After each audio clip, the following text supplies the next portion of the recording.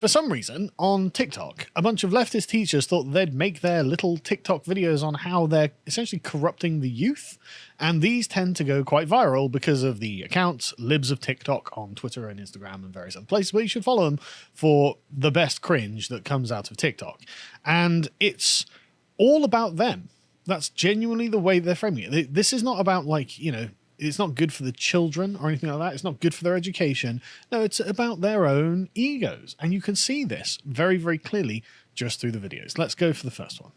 I'm about to come out to all my students. So I have a quick announcement for everybody. Can everybody look up from their phones? My class is important, please. Hello, I'm waiting. You guys look at me. Me. So I usually go by Mr. Johnson, but I would like to be called Zoa now. My name is Zoa, and I'm non-binary. So you can call me Mr. Zoa. You can call me Miss Zoa. You can call me Mix Zoa. That's MX period. And I go by all pronouns. That's it. Thank you. Sorry, did you say goes by all pronouns? Yes. Thanks, guys. That's it. Oh, thank you. If anybody has any questions, you can ask me at the end of class. I'm so proud of you. Yeah, exactly. Imagine thinking that the students are like your fans or something, and being like, guys, I have a special announcement about me. You know, I know this is about your education, but it's also about me. Again, the next one. I can't imagine the students there, because you heard some clapping. I bet there are some students who are just like, are you serious? Oh, yeah. But there are some morons in the back who are like, stunning and brave. Absolutely. And these are the people who are indoctrinating your children. Next one. So I just finished the first day back to school, high school English teacher, right? This is my intro activity where the kids like go around and snoop around my room and like write down observations and then come up with a teacher bio, like making assumptions about me and stuff. And then I ask for these and confirm or deny their suspicion. And so this one kid was like not so sure about saying his, but I was like, no, like it's fine. I give you full permission to like judge me and make assumptions. Obviously, it's the only time I'll do that. And he was like, well, are you lesbian? And I was like, wait, what gave it away? What gave it away? You shouldn't have any of that in the classroom, you freak. Like a racial pride flag in the classroom. I'm sorry. That is not normal. But also a massively narcissistic teacher who, again, is not in any way talking about the education of the students. They're saying, well, it's all about me. I'm to investigate me. I'm the center of everything. Yeah. You can see it in the, what do they bring to the classroom that she was showing? I mean, the racial pride flag being there in a classroom. Yeah. I assume state funded. Of course. If it's privately funded and the private organization is run by people like that, go ahead. But for state funded, absolutely not. Yeah. Let's get to the next one. Okay, guys, I can't. This is too funny. So I'm at work, and those of you who don't know me, I use they, them pronouns, and I'm a preschool teacher. So instead of using Mr. or Miss, we use mix. So the kids have been really awesome doing that. I work with 3- and 4-year-olds. One of my kiddos came up to me and he goes, "Are you mixed up? Are you mixed up?" Kids can tell. I was like, "No, sweetie, I'm not mixed up. I just use mix instead of Mr. or Mrs." And he's like, "Okay, I was worried." Yeah, the kids can see through it. Yeah. I mean, I've told you this story before, and there was a kid who went up to a bus driver that I saw, and the bus driver was fat. It was a fat woman, and the kid went, "Oh, she's really fat." Like she was obsessed with fat people at that period of her life for some reason, and no filter whatsoever. No. And exactly the same thing there. Yeah. When they're about 4 or 5, they will literally say these things. It's just on the front of their mind, and it happens all the time. My kids do it, or have done it. Where it's just like, "Oh, Daddy, look how fat that person is." I'm like, "Okay, thanks, son." Yeah, they're pretty big. You're right. You can give them some dieting tips if they want. Let's go to the next one. Today, my student pulled me aside to ask me if I was trans. I said yes, and almost immediately they said, "So when I grow up, I can actually be a boy?" And honestly, I'm just proud they could say it out loud, because that really takes a lot. Obviously. You can't become the opposite sex. No. Next one. Guys, I messed up. So I had a kid on Monday. They said their pronouns were she, her. Then on Wednesday, yesterday, they came to me and they said, "You know what? My pronouns are they, them. I want you in the class to use they, them." Okay, cool, great. They come to class today. There's names on desks in groups for assigned seats. They can't find theirs because I guess my first class knocked it off. So I go to the class. Hey, is she in anyone's group? Does anyone see her name? It took me 5 minutes to realize what I did. So what I did when they were sitting by themselves, I approached them and said, I screwed up, didn't I? And they said, yep. And I said, I am so sorry. That is completely 100% my fault. I apologize. I will not get it wrong moving forward. Please know I heard you when you told me your pronouns, and I will get it right. That was totally my bad. I apologize. So that's what you do. You own it. You apologize. They were happy that I came over to them. They were disappointed in me. I just saw the look of disappointment, and I was just like so disappointed in myself.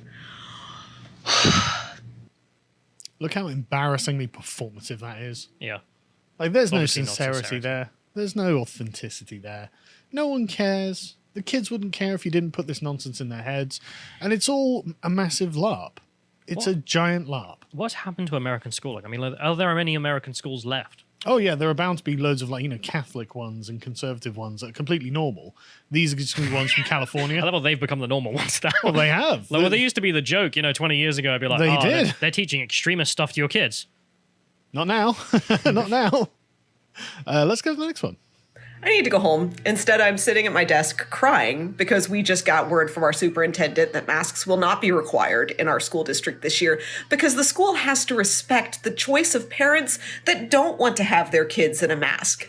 And that's just the most bullshit reasoning, and I'm so over it because there is no such thing as a personal choice in a pandemic because I have no choice now to send my child to school in a way that will be safe for them because my child's mask will do a great job of protecting the other kids around her, but I have no choice not to have my kid coughed on by her classmates.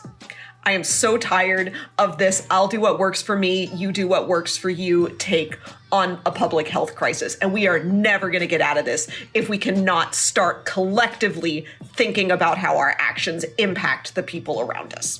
Yeah, we need to start collectively thinking and abolishing consent. The North Koreans Very call it progressive. monolithic thought. Do they? Yeah, that's the a phrase good. they That's a use. good term. Yeah. Because that's exactly what she's arguing for. But I just love the fact she's like, yeah, consent. I've got a real problem with that. But also just the scientific ignorance at the level of talking about kids and masks. It's depressing to see. Oh yeah, but we'll continue on with the mask mandates. Let's go. On. Conservatives are so obsessed with ensuring that black and brown people stay disenfranchised that they are willing to completely destroy America's public education system. That's In right. conservative states, it is currently illegal to mandate masks in schools during a global pandemic. This means that when white kids get sick and die from COVID, it'll be easy to convince people that we should stop funding those damn public schools and start funneling money into private ones. Big brain take. Whitey's trying to kill their own kid in order to defund public schools. To hurt the brown man. It's some extreme 5D chess going on. Yeah, the white people are all going to kill their own kids to try and Yeah. F over the brown people. I don't know why they don't just say we're going to defund these schools anyway. I love the idea that you've got these white parents after they're standing on a corpse of dead white toddlers and they're like, yeah, gotcha. But again, these are all teachers. All of these people are teachers and they are teaching children every day to this point. Let's go for the next one. Let's talk about politicizing the classroom. Why not?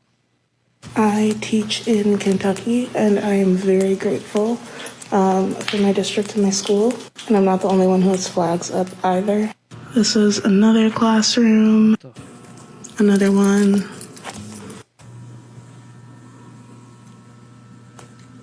Imagine being Another taught one. by these lunatics. Another one. Black Lives Matter, racial pride, blah, blah, blah. One more. And then we got my room, of course. And my cute little flower one. And this is the best one yet. And it turned out This is really what schooling nice. is, isn't it? Yeah. The teachers. This is them as an ability to engage in social activism, nothing else. Yeah, it's not about educating kids. To indoctrinate the children that are put into their care into their new civic religion of race, gender, and sexuality. Yeah. If you came in with a bunch of crosses and started putting them up like that, what would There'd be happen? outrage. Yeah. Massive amounts of outrage. Rightfully. Let's go for the next one. I'm gonna say it. I don't care what y'all think. Trump sucks. What's wrong with Trump?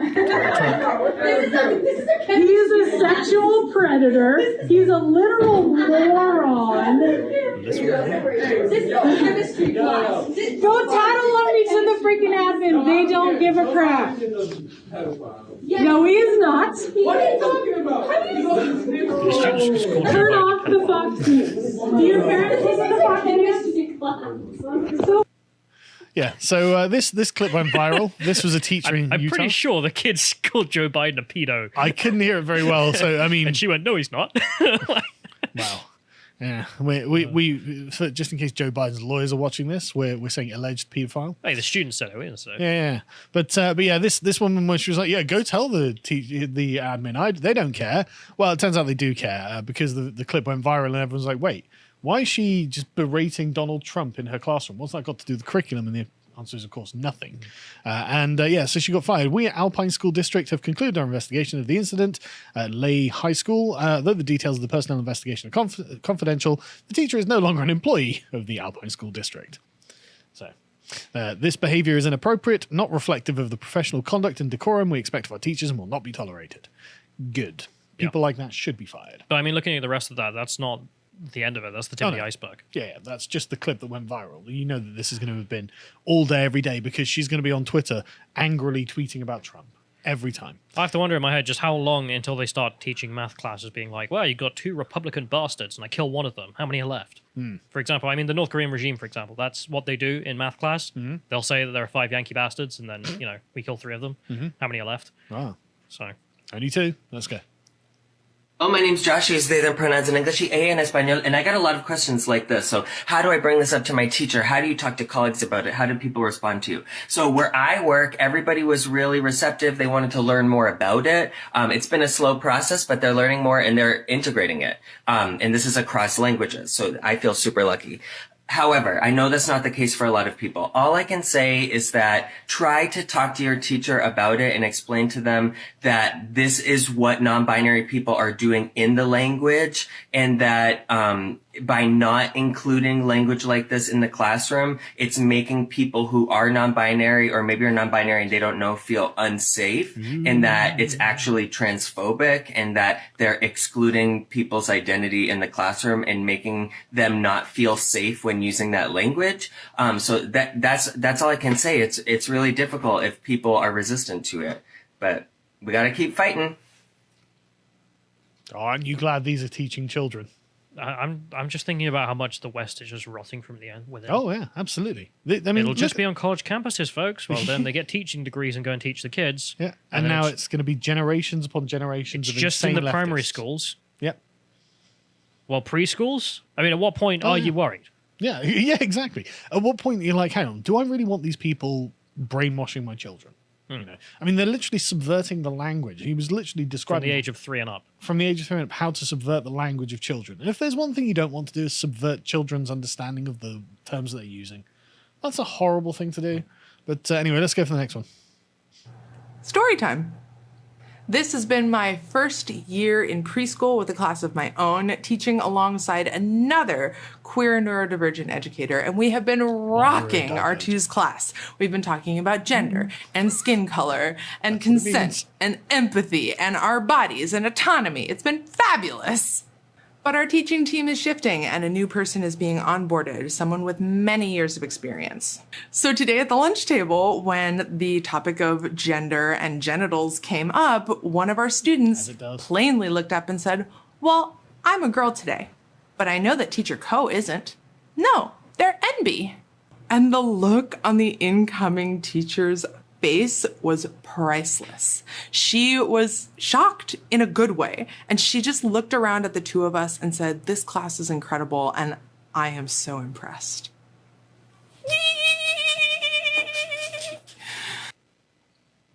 again, how embarrassingly performative and how obviously untrue that story is. But why are we talking about genitals with your preschool children?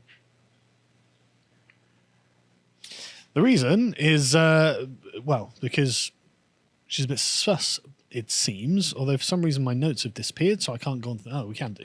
Right, so so this is something else that this teacher had tweeted. She tweeted, "Legal peeps, what kind of waiver release would I need to create a safe space to talk to youth about kink away from their parents? #sext." Sex ed. Sex ed, sorry, yeah. Sexual education is going to be talking to her children, children students, about kink. Preteen, yeah, about kink. That's what she wants. And of course, then she also posted something on her Instagram. We can go to the next one. She says this: "Working at a preschool has provided me with a ton of formal early childhood education, which is in direct benefit to the families I work with, and opening up appropriate intergenerational dialogues around relational identities such as polyamory, sexuality, gender identity, sex positivity, and kink. They are coming for your children. They are going to indoctrinate your children into kink, polyamory, and all of this other stuff. Sex positivity. Benefit for the families I work with. In a preschool. This is what she is doing, and she's excited about it." See the one there, hashtag sexual education, hashtag sex ed. I can really see why a lot of people point to the guy who first set up sex ed, the communist in Hungary, who first introduced it. Mm-hmm. And from his ideology, he said, we will introduce this as socialist because it will undermine the family unit. And why a lot of conservatives always point to sex ed and being like, this is haram. Yes. Because it is from a communist to try and undermine the family unit. And Yes. it leads to stuff like this. Well, I just don't see why preschoolers need to learn about polyamory and kink. What are your kinks, Or 9-year-old? sexuality. What is wrong with you, nonce? It's not like 4 years old. Let's talk about the 4-year-old's kinks and sexuality, shall we? Let's get sex positive with 4-year-olds, shall we? I don't think so. Talk about your criminal record. Yeah, exactly. Honestly, it's total obvious nonsense, right? And so let's go on to the next one. Oh yeah, sorry, I forgot. She was also apparently fired from this. That school that she worked for got a lot of calls, and they say, I had someone call, and before he'd even finished the sentence, the woman who answered said she doesn't work anymore. That was she never taught that curriculum. Was unaware of when the teacher stopped working there because apparently they got many calls that day. So it was just like, no, she's not here. Yeah, good. Probably for the best. I'm sad they didn't act sooner, but that is good from the administration to do the right thing. And be like, we'd get rid of the nonce. Yes. So thankfully, at least when you complain to the schools, these noncy, radical, left-wing lunatics who are trying to brainwash your children do get fired. So if you have a teacher at your local school who is teaching noncery to your children, complain. Go and complain and get the other parents to complain. Tell the other parents in that classroom. Any of this, really. I mean, the racial pride flag of BLM being in the classroom. Absolutely. Any kind of politicization. And I suppose we'll just finish this segment on this person who is definitely not a nonce. I was a camp counselor for 1 week and turned an entire cabin of 13-year-olds into leftists. Here's how. It started on day one when the kids of their own volition decided to have an election to see who would be president of the cabin. They had me track votes anonymously, and I may have broken the tie in favor of the obviously queer kid.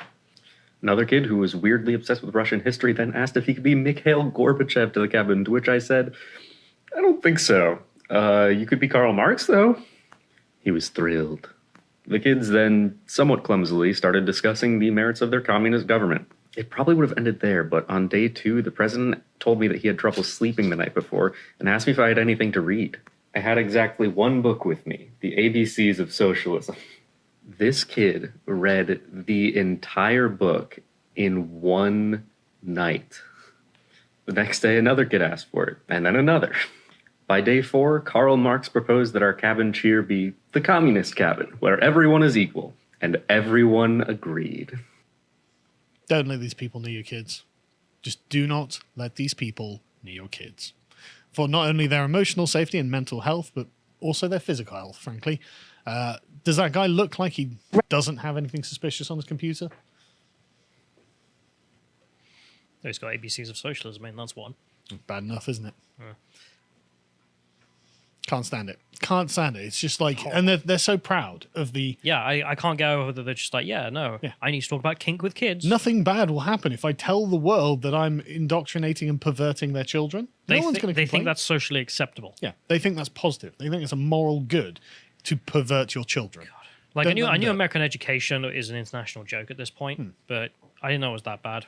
It's mad, isn't it? Thank you for watching this clip from the podcast The Lotus Eaters. If you want more from us, please go over to lotuseaters.com and subscribe to get access to all the premium content that we have on the site. Yeah, we've got loads of really good stuff there. So we've been doing this for quite some time. So we've got a huge library of content in various different categories. Now, some of my favorites have been the book clubs. I'm personally a big fan of these because it means we get to read good books and important books, extract the useful information out of them, such as with this Roger Scruton's Where We Are, which is a very interesting conservative take on the current culture wars in the state of Britain at the moment. So we go through and explore the meaningful concepts. And here's one that you and Bo did with Frank Dicotta's Mao's Great Famine. It's absolutely brilliant and harrowing to read. And so when all the comments on this were happened to be, well, this was vile, we knew we'd done a good job with it. And we also have many other premium series like the Contemplations, where Hugo and Josh just go through and find something very interesting to talk about, such as this one talks about the idea of political representation and does it work, or is it a bit of a myth? And of course, we have the history content, which probably my personal favourite. In this particular one, myself and Bo talked about the achievements of Frankish warlord Charles Martel. Do you know what he's famous for, Callum? Stopping the Muslims at Tours. That's right. And we also do a bunch of premium videos and interviews and things like this. So in this one, we happen to have an interview with Michael Malice, who's a very, very charming guest, and I very much enjoyed this one. And we also do a bunch of premium podcasts about stuff that perhaps isn't appropriate for YouTube or various other platforms like that because of, some things outside of their editorial bounds. So if you'd like to get access to all that premium content, please go over to lotuseaters.com and subscribe for as low as £5 a month.